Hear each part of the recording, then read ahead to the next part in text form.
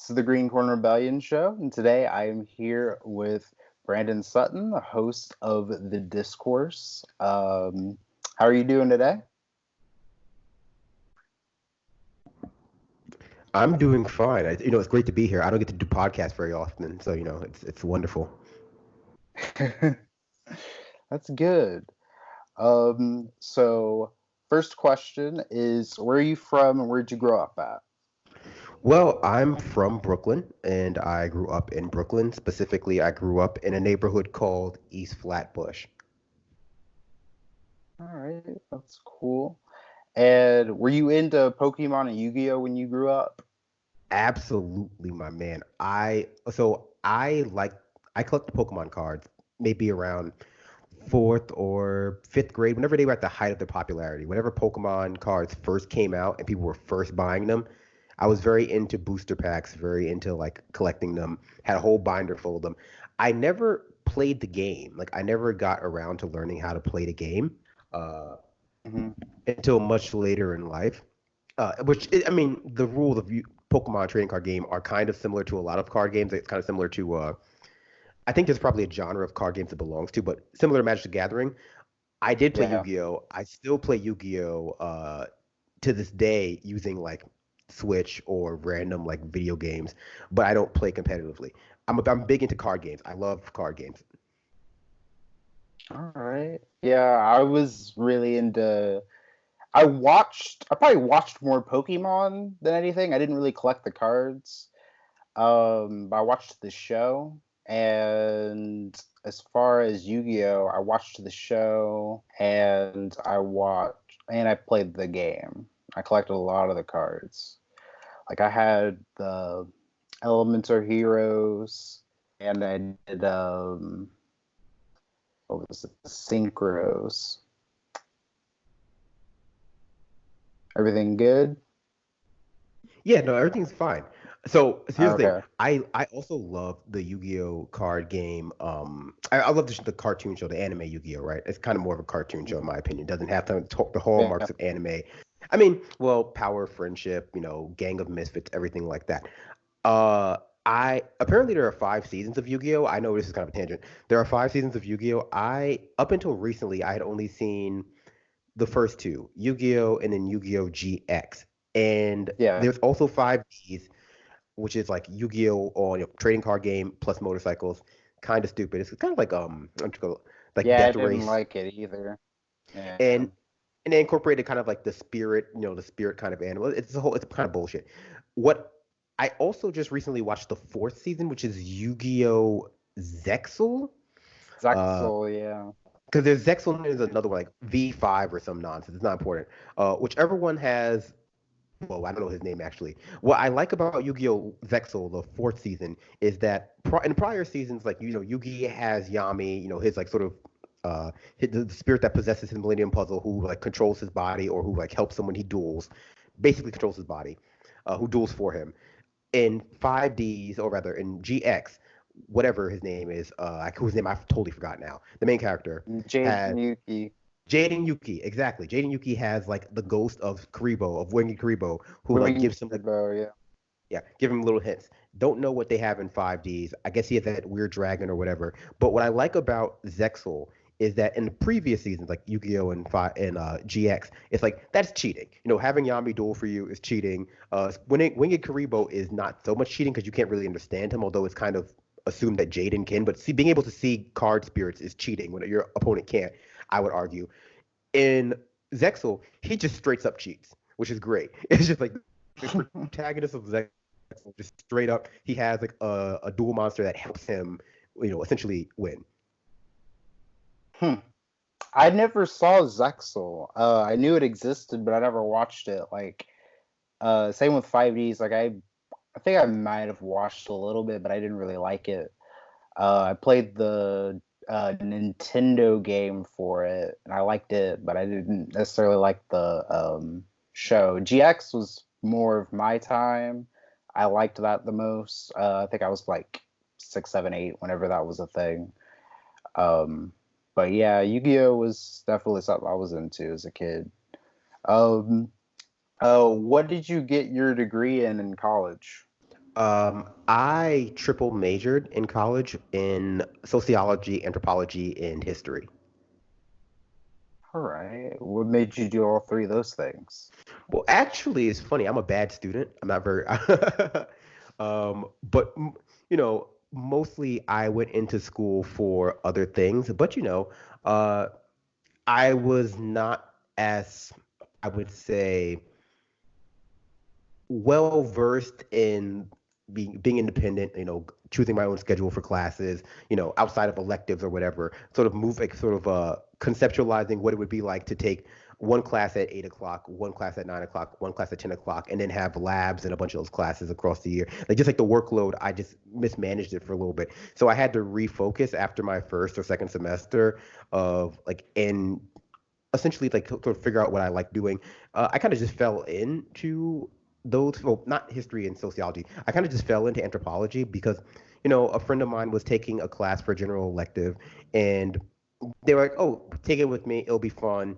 Who knows what'll happen? We just we'll fill our quota." I took it. I found it quite compelling, quite interesting. And since then I've kind of since graduate school, I went to graduate school for my PhD in anthropology as well. Since graduate school, since like leaving graduate school, I've been less in conversation, I think, with the canon of that field of anthropology. But I like to think that the particular values that I learned, the particular types of knowledge and how to parse out knowledge that comes with that field stuck with me, and it still informs my analysis in many ways. All right. So what made you want to start the discourse?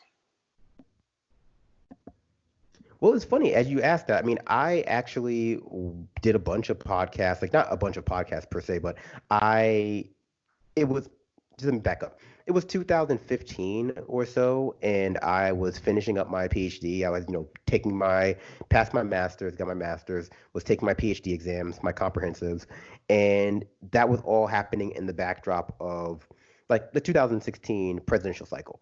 At that time, I was not really interested in like big P politics. My research focused more on like small P politics, like local politics, well, local politics is still big P politics, but local politics specifically, and like the ways in which communities try to affect change within the institutions that serve the community. So specifically, like schools, like how if I was a parent of a school and I found out the school was doing X or like de-emphasizing, let's say recess or whatever, how would I, if I was interested in changing that, go about affecting, essentially affecting change there? So I went to school board meetings and I went to protests and talked to teachers and just various stakeholders there. But that was all happening, of course, in the backdrop of the 2016 election. At the time, I was not particularly, or rather, in the beginning, I was not particularly that knowledgeable about Bernie Sanders or Democratic Party. I mean, well, I was particularly knowledgeable of Bernie Sanders and Democratic Party, but my focus was a lot more on Republican Party's primary because it was just much more, interesting at the time. A lot Mhm. of stuff going on, and I was a big fan of the Sam Cedar show. I was a big fan of the Young Turks. And one day I heard a person on Sam Cedar when Michael Brooks was hosting, friend of mine, I suppose now. I think he's a friend of mine now that I'm so popular. Um, you know, uh, guy named Benjamin Dixon. And Ben was so smart and so articulate on the show, and it was at the time I was looking for more and more information about, like basically more people to listen to, and I started following Ben, started listening to his show, and one day I just sent one of the people who I saw on his show an email. I was like, I'm very interested, like here are all my thoughts so far on the election, like just basically like just a fucking rant on in an email, and the person responded, and we got in touch, and it still go from there. I mean, honestly, I didn't like conceptualize. I'm sorry, there's a phone ringing in the background. So I'll give it a second so you can.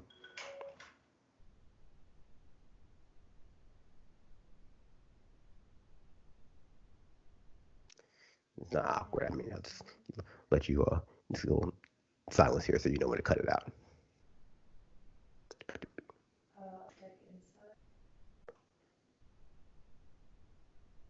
Well, I mean, no, you can't hear it in the background now. But so basically, I was, I never really wanted to start a podcast. I know a lot of people who have podcasts now were very, very sort of, I would say, into the podcasting space before they started their own. Like they knew a lot about it. I had only ever really watched, or rather, I'd only ever listened to like Sam Cedar as a podcast, and David Packman, and occasionally Kyle Kalinske on secular talk, and that was it. And so really, it was more about I just felt like I just felt like I wasn't hearing what I was saying in my own head, like out there. And so I was like, I think people would benefit from that. And so I mean, I started like it's a research role, just like taking notes from other people, and it just took off from there. So organically, I guess I don't have any aspirations of fame. I'm too popular, if you ask me. Yeah, I remember first time I heard you or your show, I think I want to say it was on Ben Dixon's channel. And it was like 2016, 2017, somewhere in there. And it was you talking with the two guys that you usually do the show with, and Anoa Chonga. And I was like, oh, these guys are cool.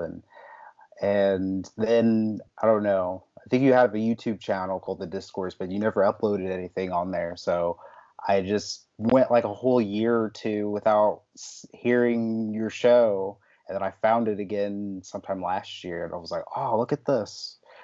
So yeah, it's a great show, one of my favorites. Let's see here. So what helped form your politics into what it is today? It's funny. So I've told the story a few times about like what got me interested in like the Democratic Republican Party type of politics, at least at the highest level. Like basically, got me interested. Rather made me transition from being just like your everyday average college student who's like, yeah, politics. I'm too smart for that. I guess I suppose I'll vote. Once I get older, to like I'm actually super interested in this. I'm going to like the local socialist meeting on my campus and stuff like that. Um, it was a silly little like movie on HBO, really more of like a mini series, an hour long special rather, called Game Change, based on the Michael. It was a movie based on the Mark Halperin book Game Change about the 2016 election and the I'm not 2016 election, 2008 election, and McCain's choice, or how McCain came to the choice of getting or choosing Sarah Palin as his running mate. And the movie's terrible. Haven't watched it in years. But at the moment, I found it so very interesting. And from there, I just started watching. I started watching MSNBC and CNN and even Fox News occasionally, just like all this media. And within a few weeks, I was like, I don't know what's happening here. Like it seems bad and terrible. I didn't have like instinctually, I wasn't feeling it. I didn't know why I wasn't feeling it, but I just was not feeling it. But I mean, at the time, YouTube's algorithm was a little bit better, and so when I would go on the news, I would go on YouTube to look for like videos of Jon Stewart or Stephen Colbert or MSNBC, or like all the stuff that you look when you're getting into politics and you're like just a normal like sort of your politics are sort of left leaning but kind of just unfocused and unrefined. Uh, Luckily, the algorithm back then pointed me to people like the Young Turks, Cenk Uygur, um, Sam Cedar, and from there, kind of like that kind of honed my political sort of like that got me more interested in leftist stuff. That doesn't happen anymore because now if you watch like one video, it gives you like a bunch of like Nazi shit. But like back in the day, you could use YouTube to fall down the rabbit hole of like leftist politics. All right. Let's see here. So, what are your thoughts on what's going on with the coronavirus and the pandemic? Yo, I had the coronavirus. That shit sucks. 100%. Let me tell you, coronavirus is no joke. Of course, I have to assume I had the coronavirus because when I first was sick, or rather when I was sick, they weren't allowing, I mean, they didn't, I wasn't having severe respiratory distress. I was just having all the other symptoms. So they didn't they didn't advise me to come in and get tested. It's like, I just like ride it out. If you have, if your symptoms escalate to the point where it's this level, come in. But it put me down for like maybe 9, 10 days. Like for a week of that, I could barely even think. So I guess my opinion of it is a little bit more personal, where it's like I guess if I didn't have it, and if it weren't, and even like as bad as I felt it was, that wasn't considered like moderate or mild, I would be a little bit more annoyed because I miss going to the gym. I live in New York City. I miss going to the gym. I miss working out. I have to jog now like an animal. It's not fun. Um, but I think that the coronavirus, specifically the global pandemic, outside of my own personal like feelings about how it affects my life, I think it has the very real potentiality to be culture and society changing event in the United States of America, maybe globally, definitely globally, if you want to consider like the way China has sort of been using it to reposition itself. Not, I mean, maybe whatever the way China's been using it to reposition itself on sort of geopolitical stage as like as not just like the foil of America, but as a positive actor. Um, I I think for countries like the United States of America specifically, it has the unique ability to shine a light on the many, many holes that we have in our infrastructure and the many, many places where we've just let just our idea of a society become entirely eroded by 30, 40, 50 years of neoliberalism. And I think that it's a wake up call. It's going to be a wake up call for a lot of people as they sort of struggle to understand like why these things don't exist that they kind of assumed must exist or did exist. And for a lot of people, I think it's going to be just unfortunately, you know, a mere stopgap before we do this thing again. I mean, that's my big fear about coronavirus, where we don't learn from this, and this is just becomes a cyclical part of our society where every 3, 4, 5, who knows how many years we have a pandemic level threat, and we go through this sort of process of denying it's real and not trying to make any changes because of how our society is structured to rather need constant productivity, constant movement, constant exploitation. Um, and so we'll just be doing this forever, and it'll become part of this like system that we've developed, where it's like, okay, well, instead of putting infrastructure in place to prevent the worst, most excessive aspects of this, like maybe 500,000 people dying in America, instead we'll just like do it every 4 years and call it harm reduction, because the idea of building that kind of infrastructure is so foreign to us now, because neoliberalism has made like infrastructure in the public sector basically dirty words. Like, I mean, just from my standpoint, there's no reason why like there's no reason why the magnitude of the crisis has to be as bad as it is. And I think that's the part people need to understand. Like, yeah, global pandemic, you can't really help having issues with it, but like the magnitude that we're seeing is did not have to exist. Yeah, I think for some people it might, with all the people going out of becoming unemployed, might make people rethink Medicare for all, because what was the thing people were saying earlier? They were saying, oh, well, if you get Medicare for all, it's gonna throw you off your employer provided health insurance. And then now we're having a pandemic where people are getting unemployed and losing their insurance. We're going to really wish we had Medicare for all after that, or wish we had it now. Oh yeah, Um, I mean, yeah, I was going to say, go I ahead. mean, that's a point that one of my co-hosts has been making for a while about you know, people have been getting, I mean, people have been trying to really, really emphasize how deeply necessary it is to decouple, you know, basic necessities like healthcare and food and housing and any of those things, right, from being employed, because like employment in our culture is just, I mean, yeah, employment, right, is so precarious, right? We learned that in 2008, and we're learning that again, not to mention just how many people are like employed or technically employed in ways that denied them these kind of benefits and put them in limbo in various other ways. So yeah, we're talking about we need infrastructure that is comprehensive and not just like a series of band-aids over larger problems, stopgap solutions. Yeah. Um, so what do you think about the Democratic primary? In what context? Like, do I think it's over, or do I think it was good, or do I think it was fun, or did I enjoy it? There were a lot of debates, my man. Um, I tell you that.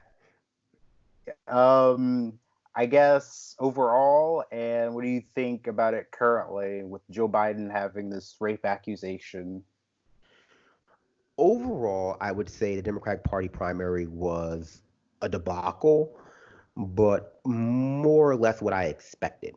Where it deviated from my expectations is essentially that from my perspective, the Democratic Party didn't even take the barest steps to ensure, well, ensure that the problems that existed in 2016 with gerrymandering and, long lines and polling locations being closed suddenly by, nearly the sort of young population, like schools and campuses, things like that, were fixed. They didn't bother. Those problems still exist. The things that you could sort of attribute to uh, Hillary Clinton losing, besides like, Russia or whatever, were never fixed. They didn't bother fixing. They've been hyper focusing on the other issues because they've been in legislative deadlock or whatever with Republicans, or they lost all these seats to Republicans in 2010 and they never got them back, whatever. Or they got some of them back, but they haven't gone through the process of redistricting and removing gerrymandering. B, with sort of in the context of that, is that the Democratic Party did not even take, I would say, the barest steps to, I mean, the slightest steps to make the process seem like it was happening in a fair or judicious or legitimate way. And I mean, from my perspective, as somebody who came into the Democratic primary saying I would vote for Bernie or Elizabeth Warren or maybe one of these like jokers will surprise me, who knows?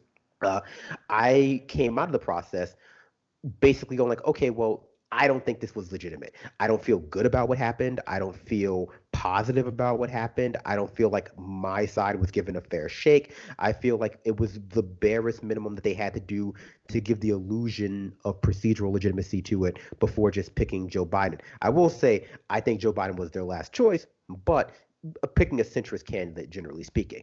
So, I mean, that's where at with that. But, it's not over yet.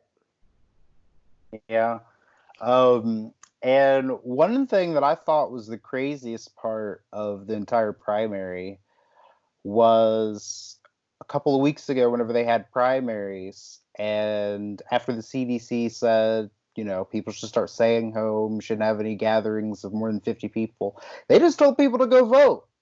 And no one's even batting an eye at that or acting like that's in any way problematic at all. No one remembers anything that happened longer than 2 weeks ago. And if you start remembering things that happened before 2 weeks ago with any level of like certainty, or like, no, I'm not going to move on from this, we're going to keep talking about this, people just kind of leave you alone after a while. You seem like, if you don't seem crazy, you just seem kind of like boring. People don't want to talk about, like, oh, people don't want to talk about Iowa anymore. Like that shit, I don't, from my perspective, I don't even I recall what happened in Iowa with Shadow and Buttigieg and the Pod Save America boys and acronym and all this stuff. And I remember it being a big deal and everyone talking about it all the time. And a week or so later, like shit, I mean, it hasn't been that long, it's a month or two later now. Uh, no one talks about it. It's somehow not important. It's not interesting. It's not, it's not still a scandal. It's not it doesn't seem like a primary factor in what happened. It's not being put in anyone's political calculations of like what happened in the primary.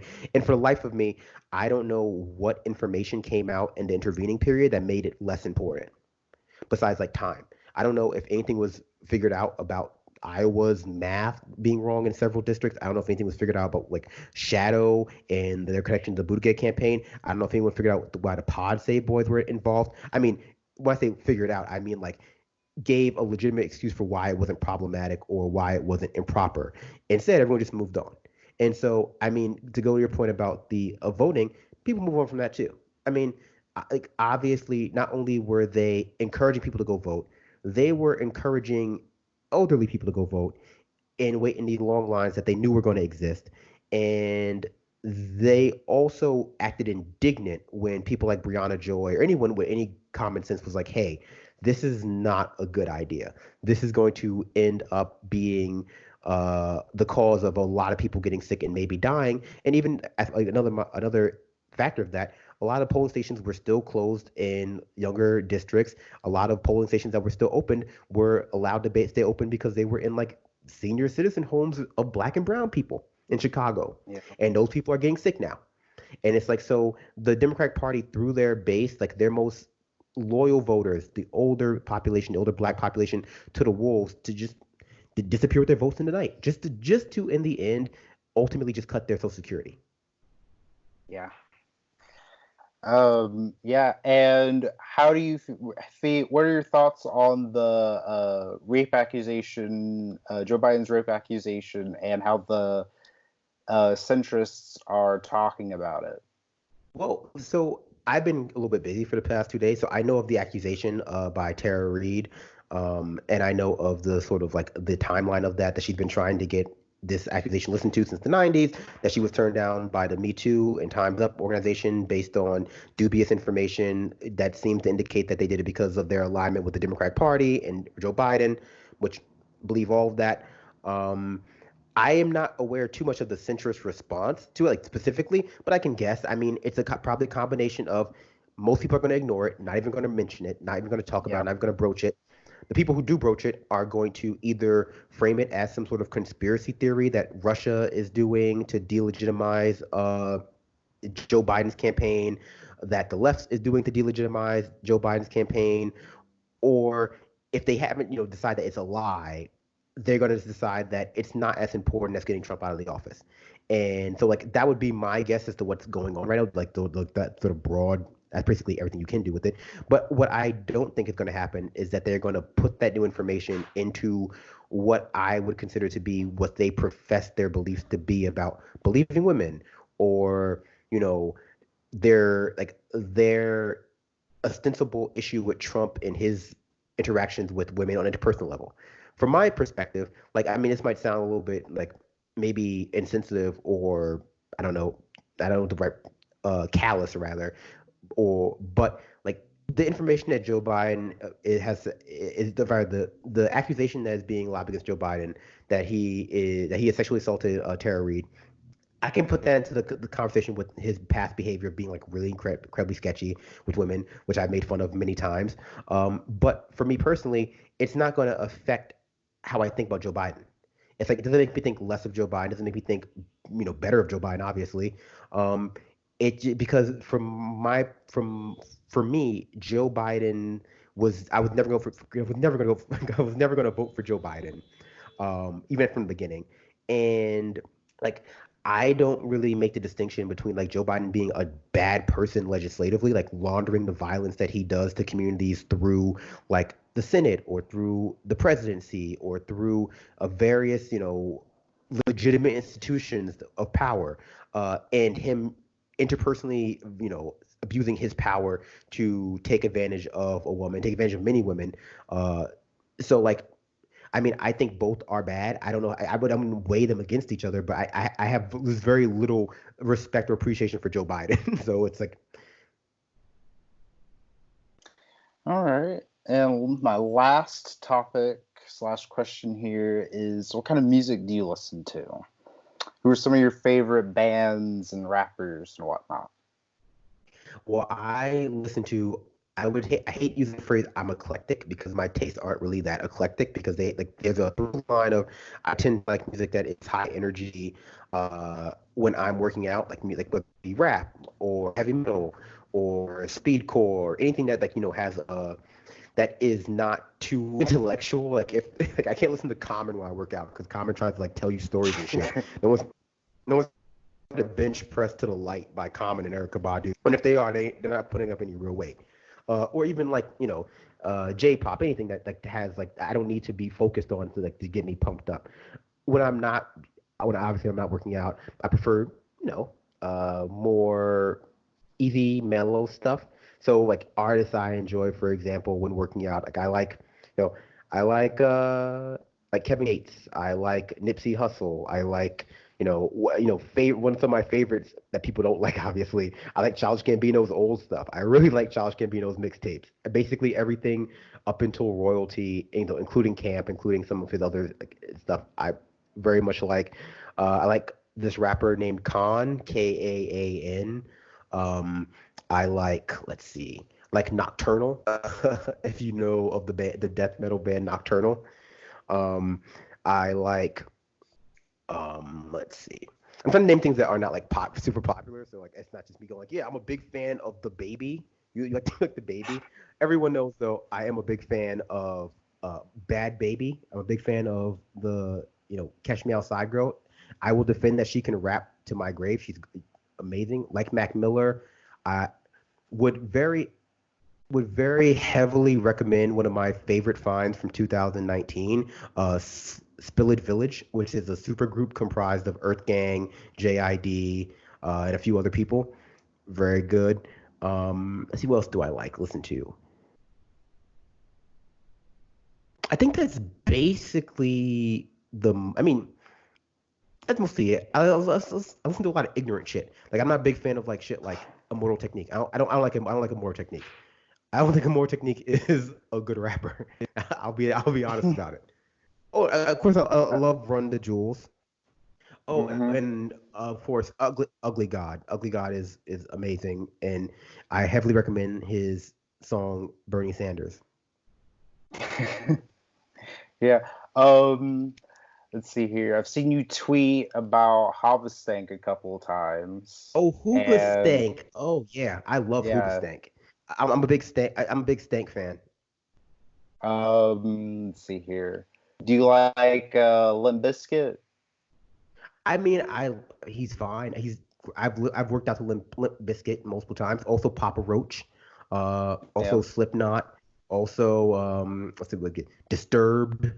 you know, uh, I think I'm most famous, and I think the thing that we talk about between the two of us for the most is my inability to determine like difference between like new metal and post grunge, because I'm a big fan Yes. of one of them. I'm a big fan of Hmm. post grunge. I think we've agreed on that. I'm a big fan of post grunge, which I've described as Yeah. Creed and bands that sound like Creed. So like Yeah. Nickelback is a band that sounds like Creed. Not I'm not the hugest Nickelback fan of that. They're like not my favorite band in that genre. So it's like Creed, Nickelback, Stained, Theory of a Yeah. Dead Man. What's the other one? Three What's like the Doors other big Down. Three Doors Down. I would even say Breaking Benjamin falls into that group. Maybe they're a little bit more like diverse. There's more. Some Hmm? more alternative metal. Yeah. So basically, just like bands that bands that sound like Creed is the best description of post grunge I can think of. New metal, I don't know. Yeah. Yeah. New metal's like Korn and Limp Bizkit, early Linkin Park, Slipknot, Disturbed, stuff like that. It was popular around the same time, which is why people kind of throw those terms around because there's like two of the most hated subgenres of rock and metal music, but they're also two of the most popular and commercially successful. So yeah, Well, I mean, I think they're the most broad. They have the most broad appeal. Like, I wouldn't consider myself the yeah, biggest fan of like I'm not a big music fan, I'll put it this way. Like I don't consider myself like someone who knows a lot about music, about genres, about like, production. Like if I listen to like for example, if I listen to an album and I'm like, "Oh, this sucks. I think this new album by Kanye West sucks." And someone tells me like, "Oh, but the production value is really." I'm like, "Okay, so you're telling me it sucks then." It's like because you're telling me that I have to have like a very specific appreciation for a very technical aspect of it that like I don't have, and so like so it's not very good. It's technically proficient, but it's not great. But so when it comes to stuff like that, I'm more of like, oh, if it sounds good for the moment, I'll listen to it. The big thing I have had to admit though, this is something we've shared in common off this show is like I've in hindsight, listening to um, Fetty Wap again, Fetty Wap, who I would say became pretty popular for like a year and a half when I was in grad yeah, school. Like it's like it's wild looking back on the song Trap Queen and when it came out, like how it almost like destroyed the world. Like people yeah. had such a strong reaction to Trap Queen, like that. I don't recall anyone having to another song. I mean, at least in recent years, like people love the Trap Queen. Like I don't know. You're Yeah. younger than me, so I don't know if you recall how people like responded to Trap Queen. Like I was, so that was like 2015 when that song came out. I didn't know who Fetty Wap was like a year after that song was like super big. So like that's when I found out about him when they would play them at like the college parties or whatever for the first week, and I was like, "Who is this? Like, what is this?" And then they're like, "Oh, it's Fetty Wap," but I'm like, "Who's that?" And I was like the only person who didn't know who he was at the time. And then I looked him up and I was like, oh, okay, this is interesting. And then I think, what was the other song he had? My Way. That was another popular one he had. And But Birthday. Birthday is a good one too. yeah, yeah. That was a really interesting time in general. The whole mid 2010s. I mean, just like, well, 2016 was just really weird. Remember those clowns? Or you remember the clowns that used to show up at random places and people would see them? Yeah, like a lot. Again, these are just things that have fallen away from in time, but like things that just occurred that like were really big. I mean, they were just, and I don't say fads. I don't think Killer Clowns is a fad. It was like, it was people making news out of nothing, out of like discrete events that were kind of like, oh, interesting. But there wasn't like an epidemic of clowns. There were just like a few, like, how many people dress up as clowns per day and how many people find them creepy and see them and how often is that reported? Right? It's just like, oh, like a handful of creepy clowns were found, and now we've decided that it's like there is like an epidemic of creepy clowns. There wasn't a coronavirus style pandemic of creepy clowns like going around. It wasn't Joker, and this wasn't like this wasn't V for Vendetta. Like one day everyone didn't wake up and they were suddenly a clown. It was like five people over like 3 states. It was weird though. I would give it It that. was weird, yeah. And then people were still talking about Harambe, and that was weird. There was all those Harambe memes. Um, but yeah. Well, I anyway, yeah, go ahead. Go ahead. I honestly was not like I didn't know about Harambe until way after, like until maybe like 2 years ago, maybe. Oh Like I didn't wow. find out like I was late to the Harambe party, and so like I had seen the memes, I just never looked into it because I'm not a very curious person.